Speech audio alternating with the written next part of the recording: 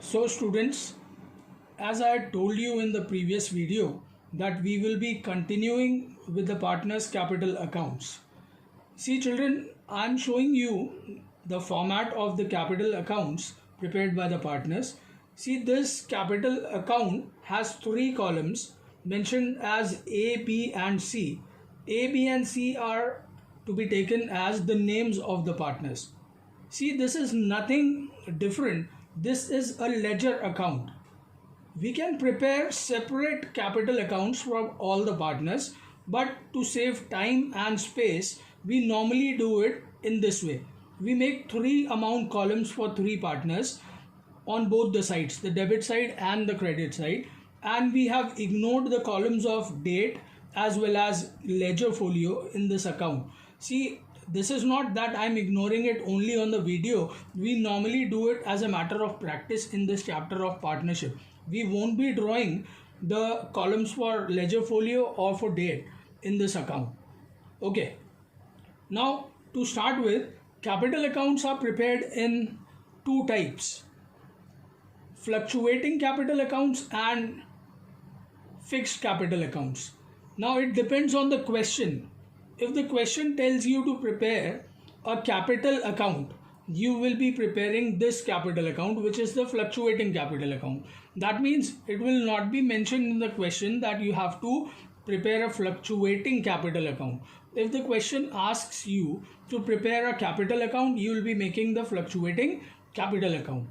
And if the question asks you to prepare a fixed capital account, you will be making two different accounts that I'll be sharing in the next video.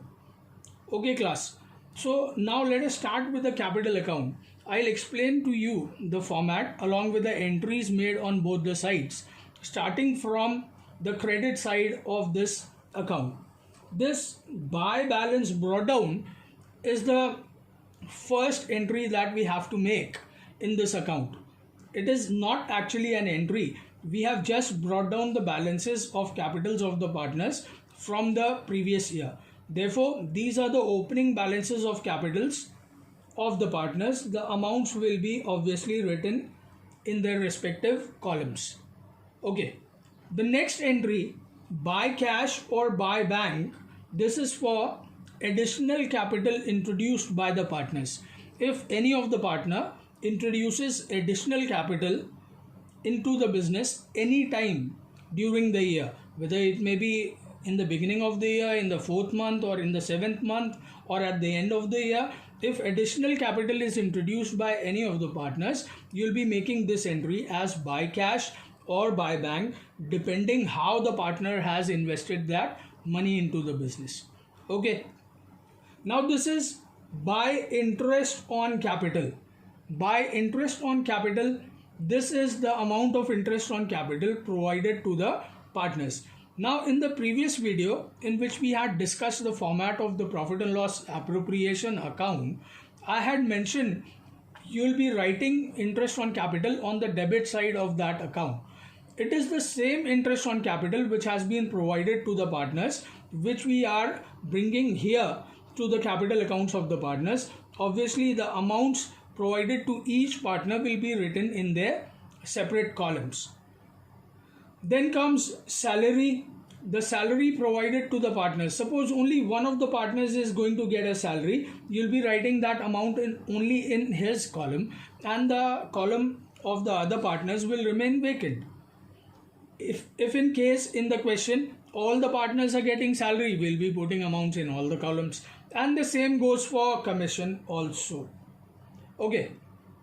Now this is buy profit and loss appropriation account. This entry actually shows the amount of profit distributed amongst the partners, the divisible profit, that amount of profit which we had ascertained by preparation of profit and loss appropriation account.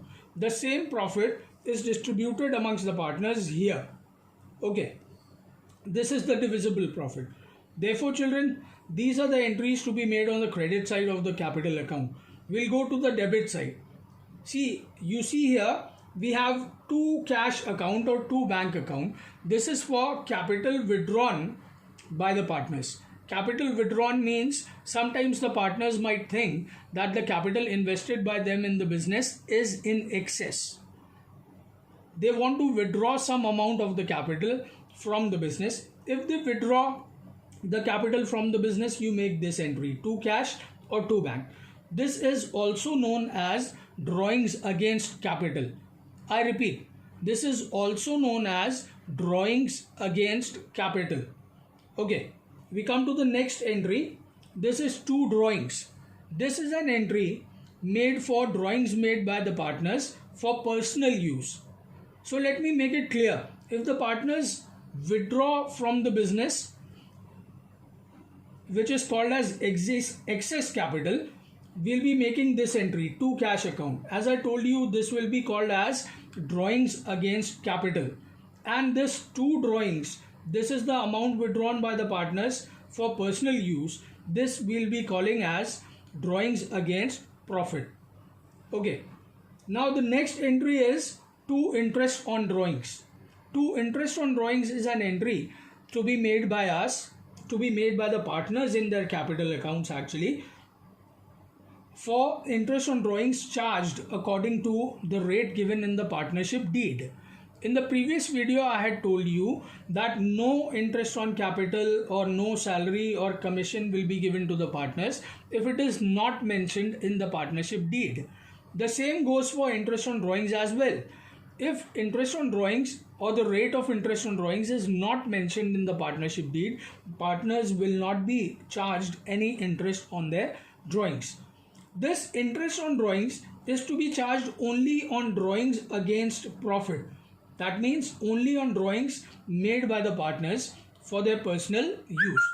Interest on drawings is not charged on drawings made against capital. That means if a partner withdraws excess capital from the business, interest on drawings will not be charged on that drawings. If he withdraws something from the business for personal use, that amount will be the one on which interest on drawings will be charged. Okay, the drawings itself have also to be entered here. This is the entry, two drawings. We write the amount of drawings made by the partners for personal use. Sorry, I have already mentioned two drawings above. So we move on to the next entry. This is to profit and loss account.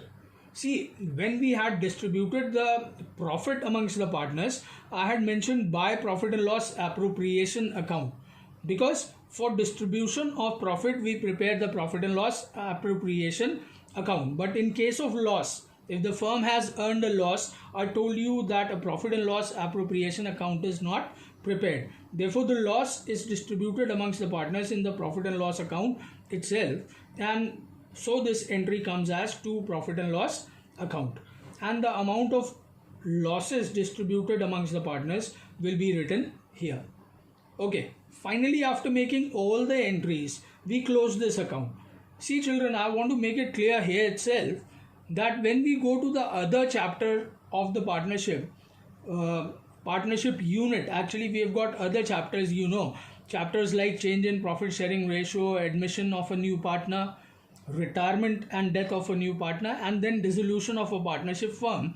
When we go to those chapters, we'll be having other entries also which are made in the capital account on the credit side as well as on the debit side. For the time being, we are in this chapter, that is basic concepts of partnership or fundamentals of partnership.